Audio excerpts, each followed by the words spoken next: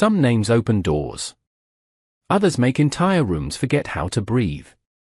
Rain painted silver streaks across the towering glass windows of the Blackstone Grand Hotel as Manhattan glowed beneath the storm like a city wrapped in liquid gold.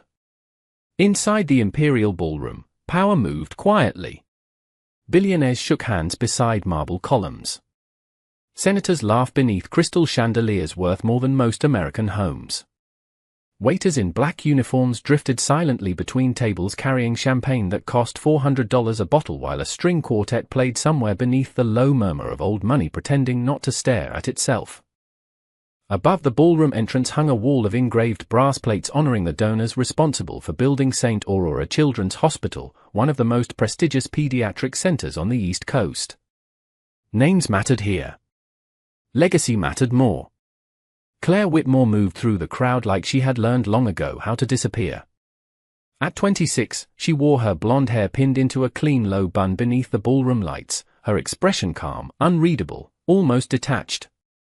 The white cuffs of her uniform were perfectly pressed despite the chaos around her. She balanced a silver tray effortlessly through clusters of wealthy guests discussing hedge funds, political campaigns, and private islands as if none of it carried any real weight. Most people never looked directly at her. That was the strange thing about luxury. The richer the room became, the more invisible the people serving inside it seemed to become. "Careful around table 14, another waitress whispered while passing beside her. "That's Damien Holloway." Claire nodded once. No reaction. No curiosity. Just quiet understanding. Everyone in New York knew Damien Holloway. CEO of Holloway Capital. Ruthless negotiator. Financial television loved him because he spoke like a man permanently disappointed in humanity. At 44, he carried himself with the cold precision of someone used to controlling every room he entered. Tonight he sat beneath the glow of chandelier light wearing a midnight black tuxedo and a silver Patek Philippe that flashed every time he lifted his champagne glass. Around him sat investors, politicians, and board members laughing a little too hard at his jokes. People always laughed harder around powerful men. Claire approached the table with a fresh bottle of Bordeaux resting against her palm. "Good evening, sir," she said softly. "Your 1989 Chateau Margaux." Damien barely glanced at her. "You're late." His voice wasn't loud, but conversations nearby seemed to dim anyway. Claire checked the label calmly before pouring. "My apologies, sir." Damien watched the glass fill halfway. "You people always say that like it means something." A few guests smiled awkwardly into their drinks. Claire remained composed. "Would you prefer a replacement bottle?" "I'd prefer competence." He lifted the wine, studied its color beneath the light, then looked directly at her for the first time. His blue eyes were sharp, clinical, almost bored. "What's your name?" "Claire, sir." "Claire what?" "Whitmore." The moment lasted less than a second. But something shifted. Damien's fingers stopped against the stem of the glass. Across the table, an older man in a navy tuxedo looked up immediately. Another guest turned slightly in her chair. Claire noticed it all without appearing to notice anything. Damien recovered first. "Whitmore," he repeated slowly, as if testing the sound against an old memory. Then he gave a faint dismissive smile. "Well, Claire Whitmore, maybe tonight you can try not to embarrass yourself in front of people whose names actually matter." Soft laughter circled the table. Not cruel enough to sound cruel. Just enough to wound quietly. Claire lowered her eyes politely. "Of course, sir." But near the ballroom entrance, beneath the gold donor wall glowing under chandelier light, a grey-haired man had gone completely pale staring at the name stitched onto her uniform. The grey-haired man near the donor wall lowered his champagne glass slowly, his eyes never leaving Claire as she disappeared back into the moving current of servers and guests.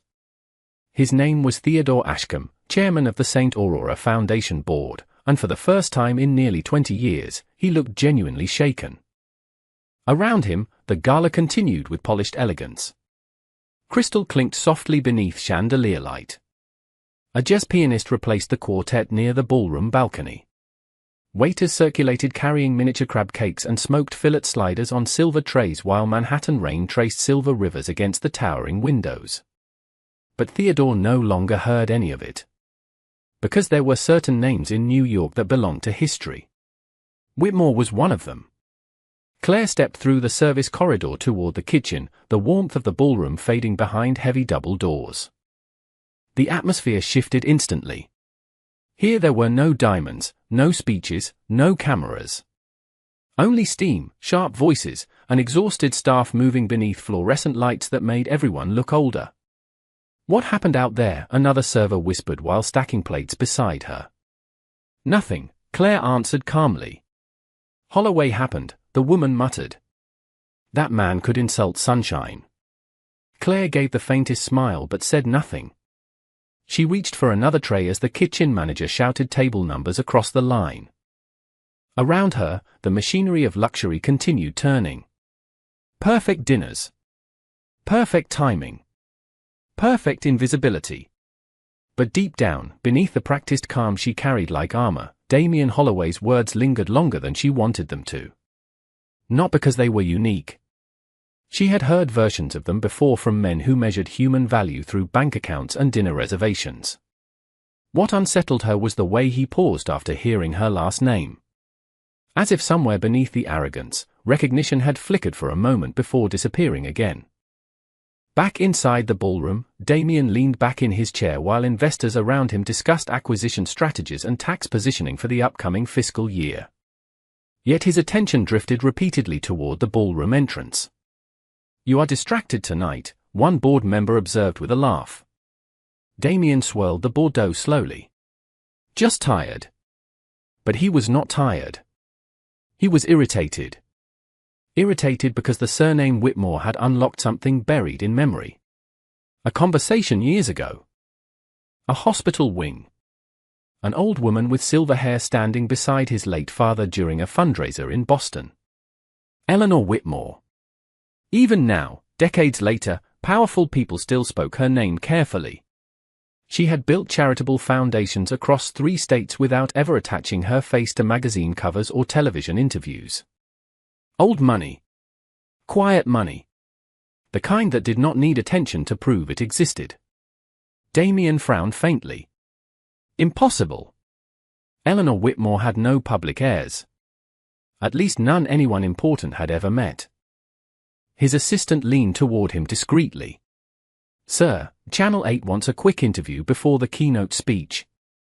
Damien nodded once, but before standing, his eyes drifted again across the ballroom. Claire had returned carrying a tray of champagne flutes. She moved carefully through the crowd with the same composed silence that somehow irritated him even more. Most people reacted to power. They became nervous, eager, intimidated. Claire Whitmore simply absorbed humiliation without expression, and somehow that felt less like weakness and more like distance. As if none of this truly touched her. Near the stage, Theodore Ashcombe finally approached one of the senior foundation directors. "Find out who hired that waitress," he said quietly. "Tonight." The director blinked in confusion. "The blonde woman."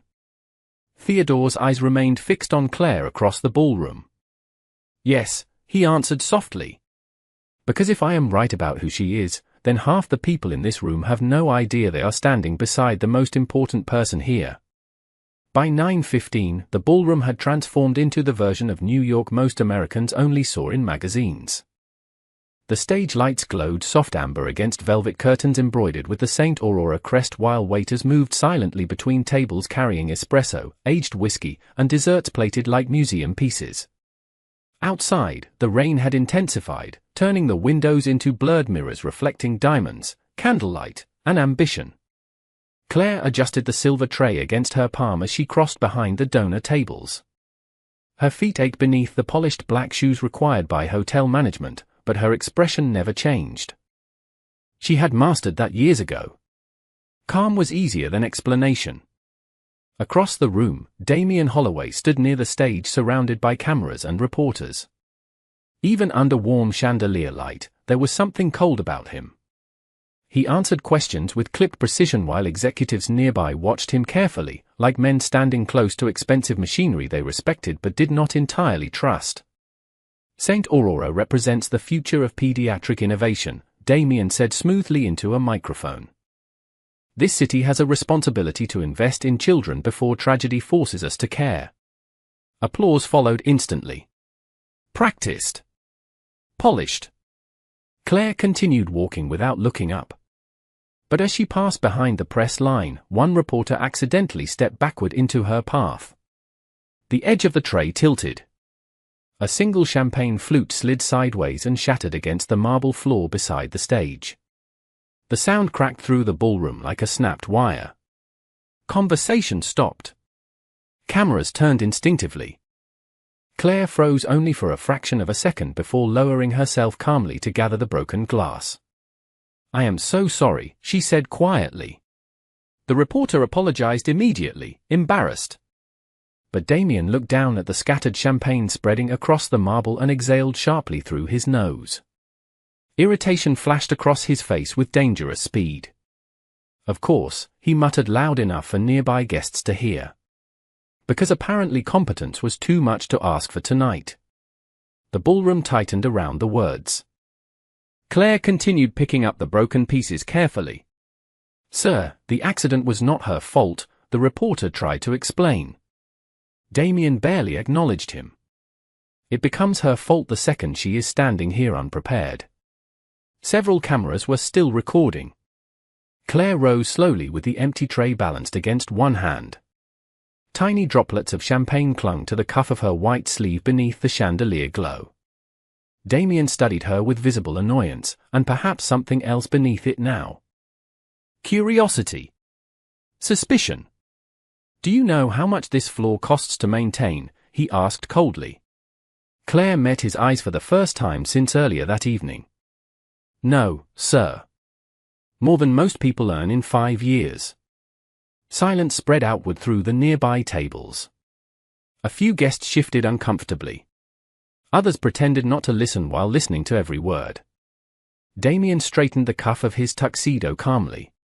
"People spend their entire lives trying to enter rooms like this," he continued. "The least they can do is respect them once they get inside." Claire lowered her gaze again, but there was no shame in her posture. Only restraint. "I understand." Her calmness somehow irritated him more. Before Damien could respond, Theodore Ashcombe appeared beside the stage with unusual urgency in his expression. "Damien," he interrupted carefully, "perhaps we should move toward the keynote presentation." Damien glanced at him briefly. "One moment." Theodore's eyes shifted toward Claire, then back toward Damien with growing concern. "I really do not think this is necessary." But Damien was already looking at the stitched name on Claire's uniform again. Whitmore. The surname seemed heavier now somehow. Older. Dangerous in ways he could not yet explain. "Tell me something," Damien said quietly. "Who exactly are you?" Around them, the ballroom had gone nearly silent except for the distant sound of rain striking the glass high above Manhattan. The silence that settled over the ballroom felt heavier than the rain outside. Hundreds of eyes drifted between Damien Holloway and the young waitress standing beneath the stage lights with champagne still glistening against the cuff of her sleeve. Somewhere near the back of the room, silverware touched porcelain with a faint metallic sound before disappearing again into stillness. Claire held the empty tray against her side calmly. No defensiveness. No fear. Just quiet restraint. Damien studied her expression with growing frustration. Most people folded beneath pressure. They apologized too quickly, explained too much, or tried desperately to regain favor. Claire Whitmore simply stood there as if his opinion carried far less weight than he expected it to. "Well?"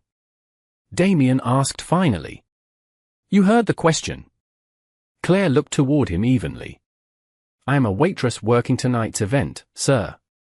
A few nervous laughs flickered around nearby tables, but Damien did not smile.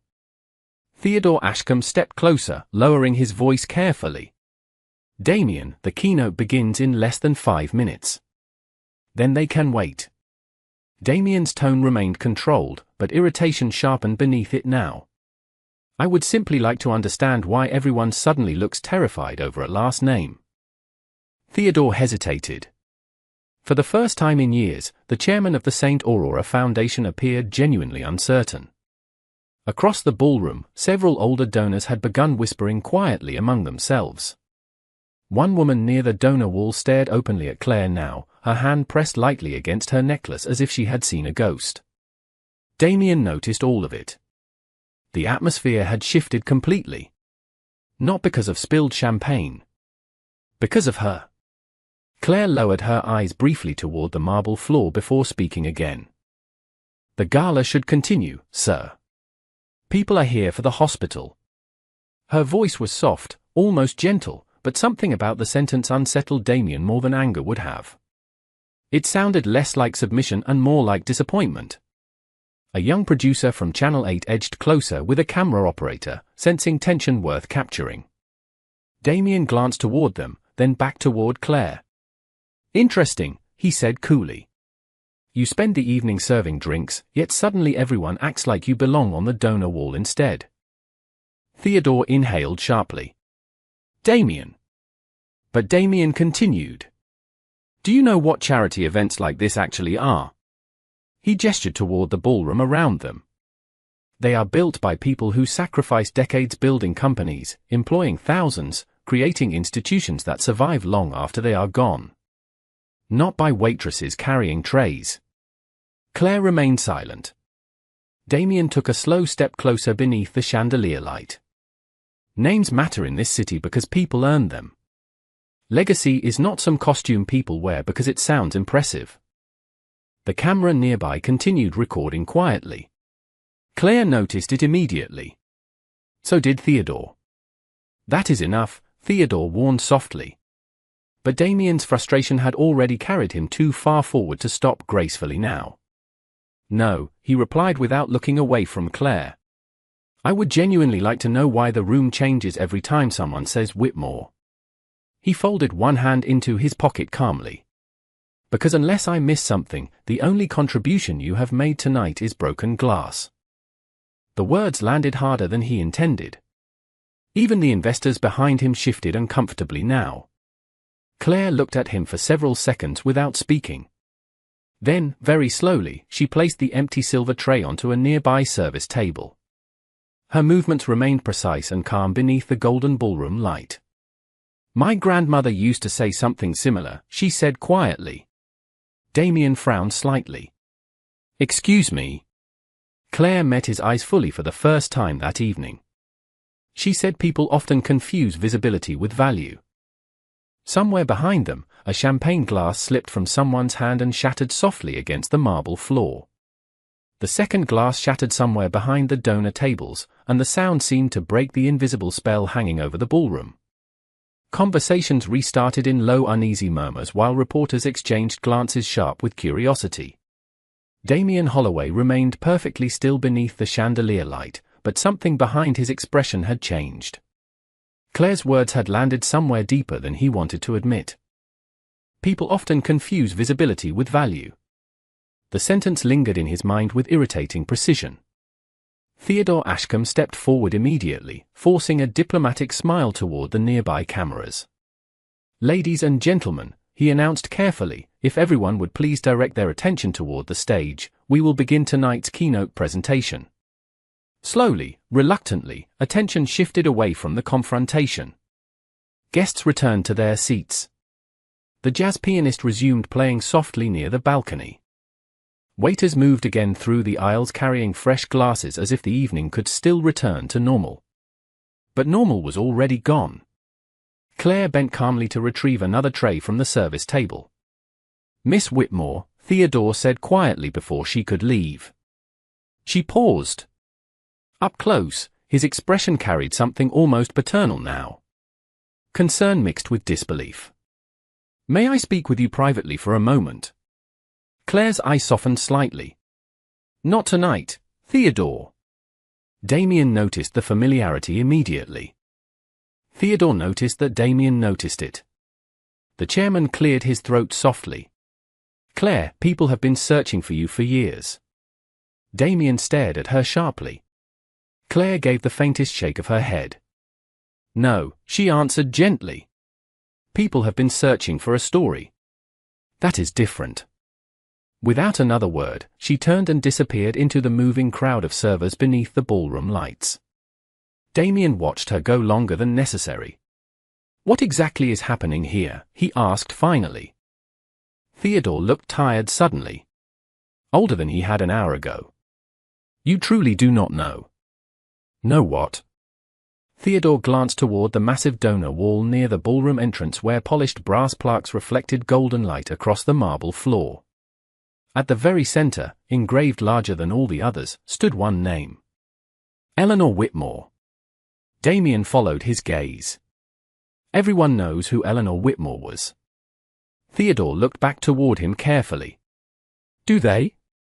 The question unsettled Damien more than it should have. Across the room, Claire entered the service corridor again, finally allowing herself one slow breath away from the cameras and attention.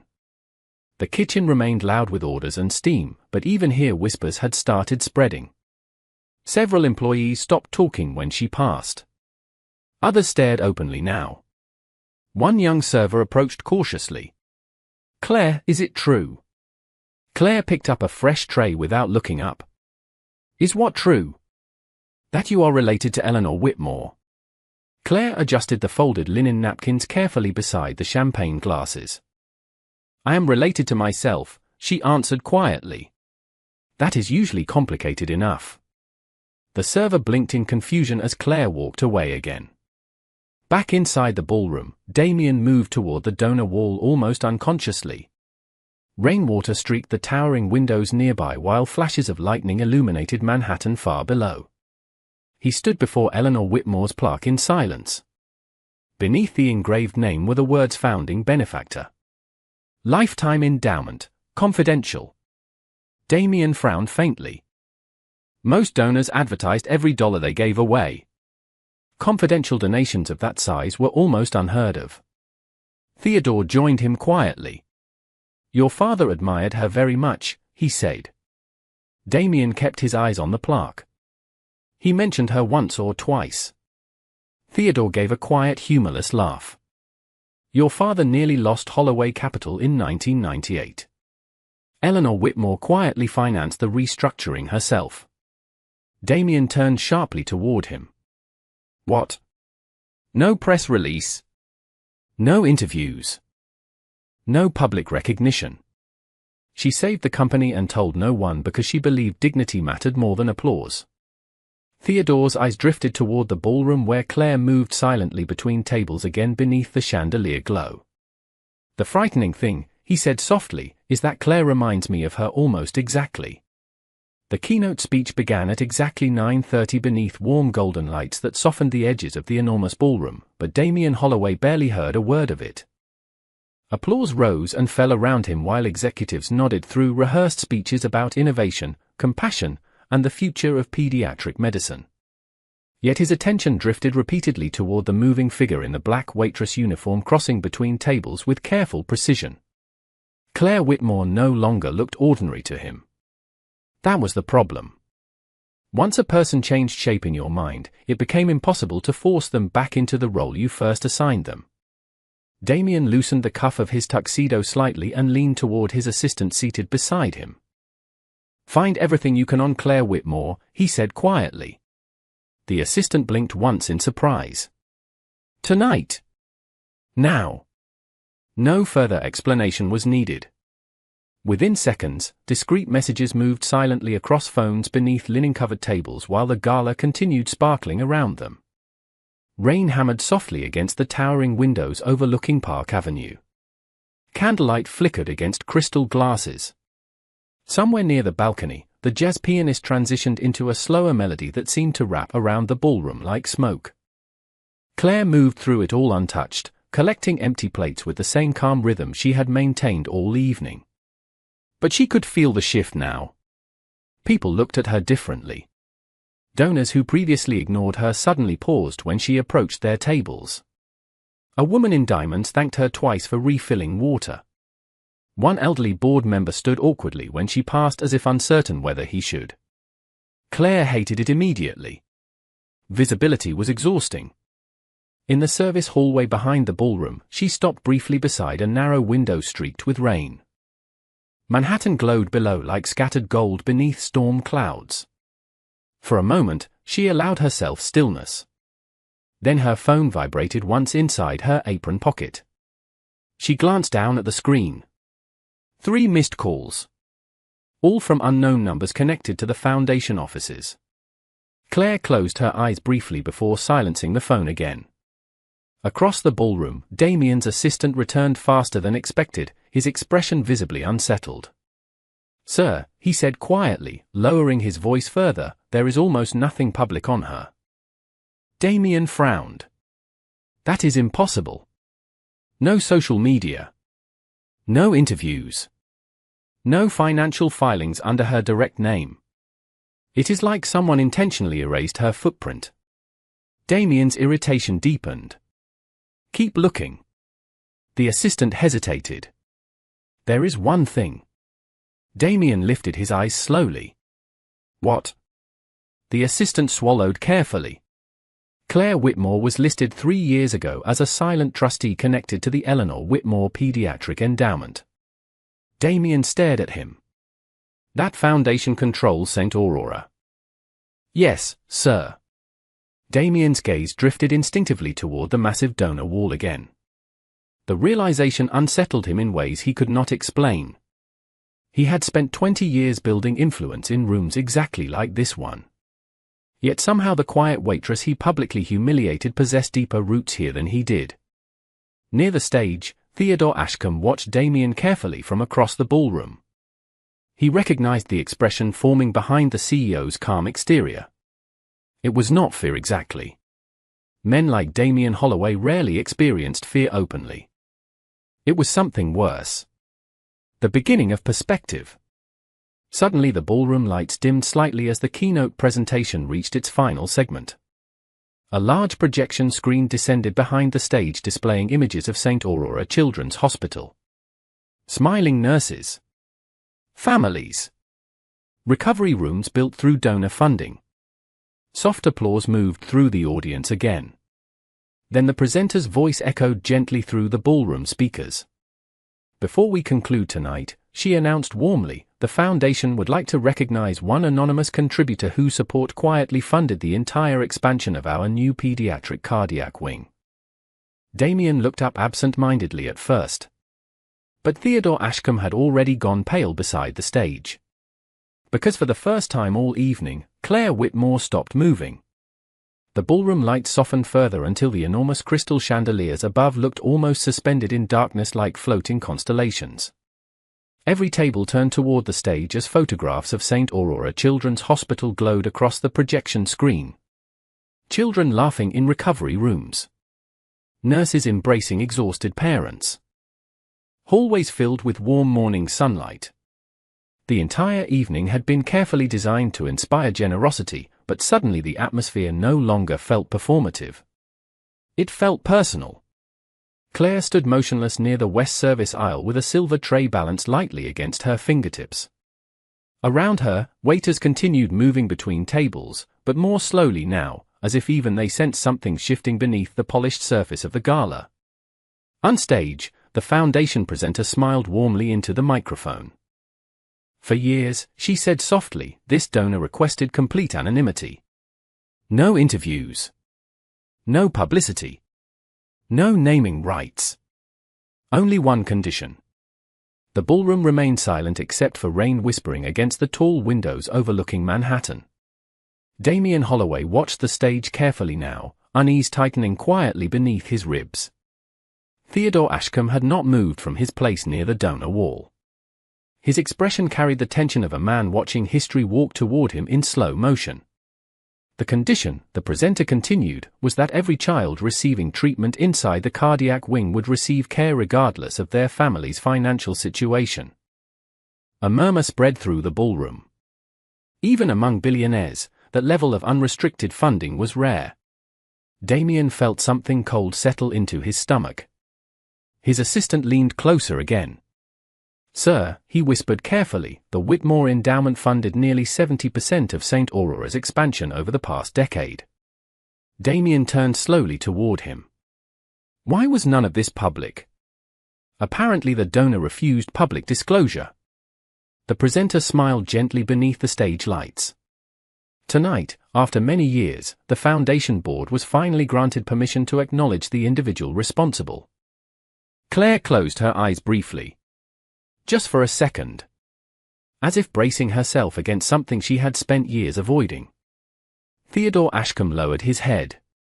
"Oh, Claire," he murmured softly to himself. "You should have stayed hidden." Then the projection screen changed.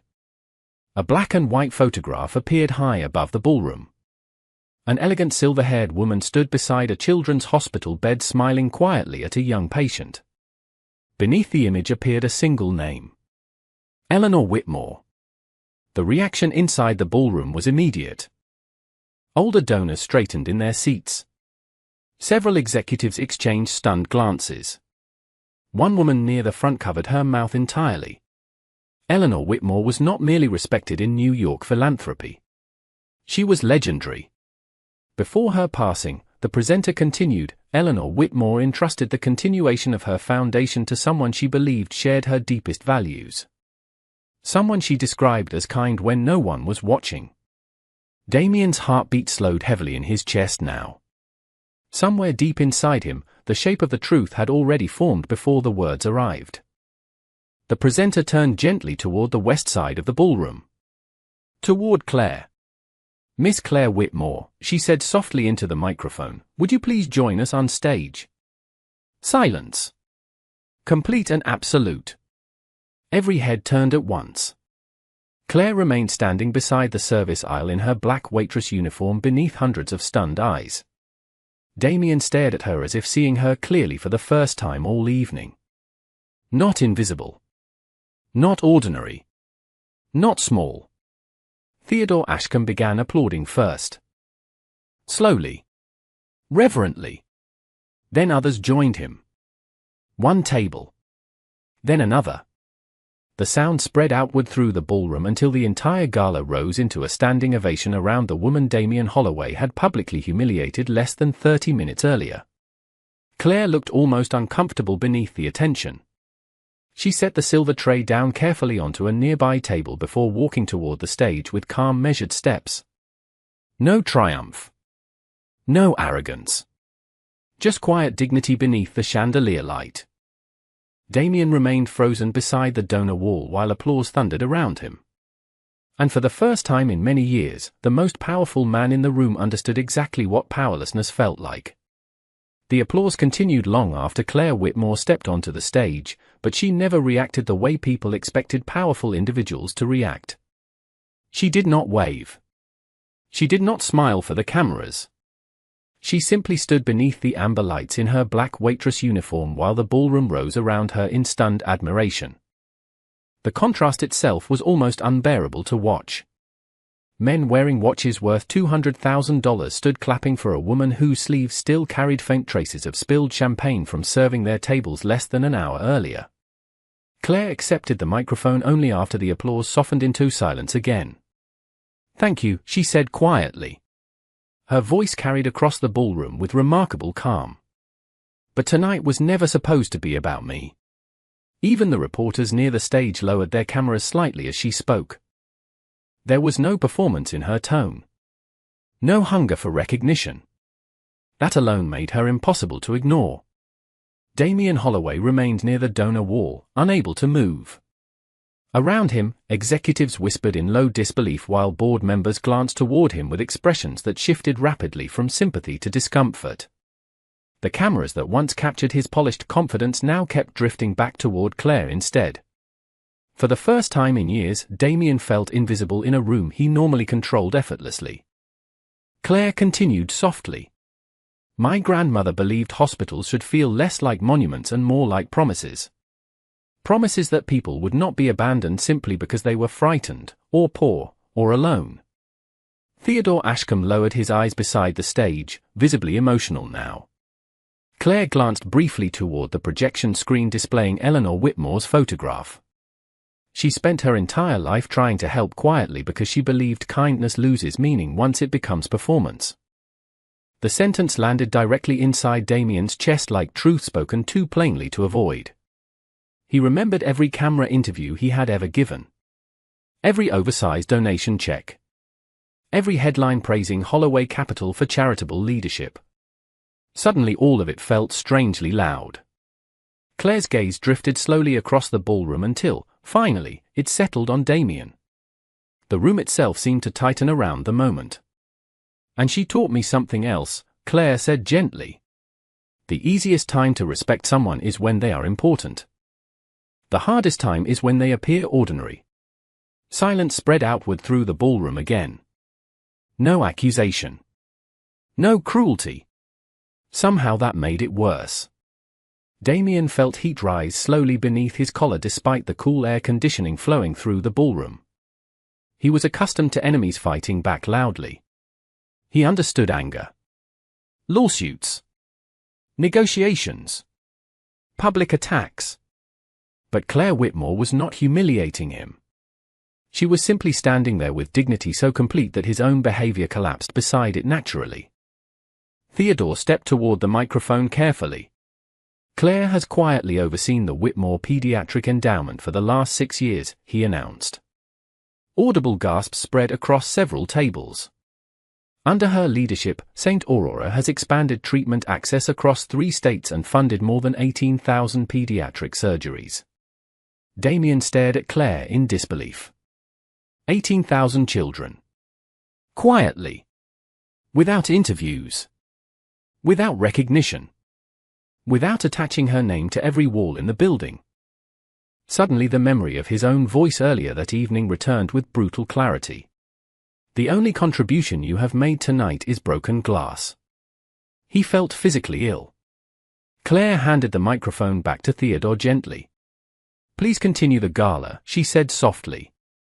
"The children deserve more attention than I do." Then she stepped away from the stage beneath absolute silence. Not dramatic silence. Reverent silence. The kind that appears only when an entire room realizes it misunderstood someone completely. As Claire descended the stage stairs, Damien instinctively stepped forward as if to stop her, but the words never came. Because for the first time in a very long time, Damien Holloway understood something terrifying. Money could purchase admiration. Fear could command obedience. Influence could control headlines. But none of those things could manufacture grace.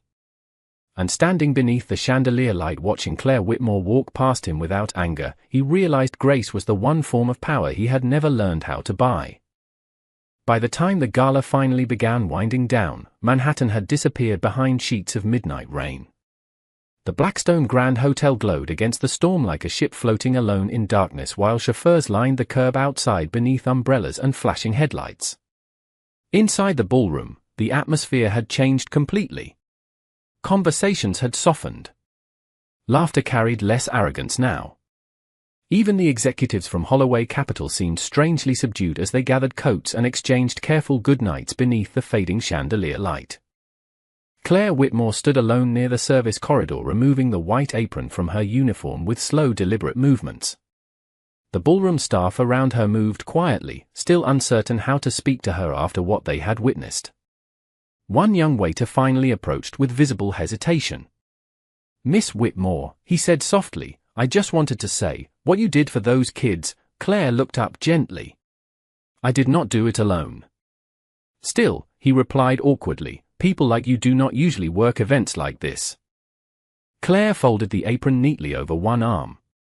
"People like me?" The young waiter immediately looked embarrassed. "I did not mean," Claire offered him a small reassuring smile. "I know." Then she stepped past him toward the hotel exit while the distant sound of jazz piano faded behind her. Outside, cold rain swept across the Manhattan sidewalks in silver waves beneath the city lights. Black SUVs idled beside the entrance while reporters still lingered beneath awnings hoping for one final photograph or statement. Claire ignored them completely. She pulled on a long charcoal coat and stepped beneath the hotel canopy just as a familiar voice stopped her. "Claire." She turned slowly. Damien Holloway stood several feet away beneath the rain-darkened glow of the entrance lights. Without the ballroom crowd surrounding him, he looked older somehow. Less untouchable. The storm reflected across the polished black surface of his car while droplets of rain clung to the shoulders of his tuxedo. For a moment neither of them spoke. Manhattan traffic hissed through wet streets nearby. Finally Damien exhaled quietly. "I owe you an apology." Claire studied him calmly. "You do?" The honesty of the answer almost made him smile despite himself. "I spent my entire career believing I could measure people within 5 minutes of meeting them," he admitted. Tonight proved otherwise. Claire looked out toward the rain falling across Park Avenue. "Most people only see what confirms what they already believe." Damien nodded slowly. "And what do you believe?" Claire was quiet for several seconds before answering. "I believe pain makes some people kinder." Her eyes shifted toward him gently. "And it makes others louder." The word settled between them softly beneath the rain. Damien lowered his gaze for the first time all evening. Somewhere behind them, hotel staff rolled silver carts through the marble lobby while the last gala guests disappeared into waiting cars. The city itself seemed quieter now. Smaller somehow. "The hospital wing," Damien said carefully. 18,000 surgeries. Why keep it anonymous? Claire looked back toward the ballroom windows glowing high above the street. Because children needing heart surgery should never become someone else's publicity campaign. Damien felt the truth of that sentence with painful clarity. Every charitable event he had ever attended suddenly felt hollow beside her quiet sincerity. Claire stepped toward the curb where a simple black town car waited beneath the rain. Before opening the door, she paused one final time. "My grandmother used to say something interesting about powerful men," she said softly. Damien looked at her. "What was that?" Claire's expression remained calm beneath the silver Manhattan rain. She said the strongest people in the room are usually the ones who never need the room to know it. Then she entered the car and disappeared into the stormlit city without another word. Damien remained standing beneath the hotel canopy long after the taillights vanished into traffic. Around him, New York still glittered with wealth, ambition, and noise. But for the first time in many years, none of it felt impressive.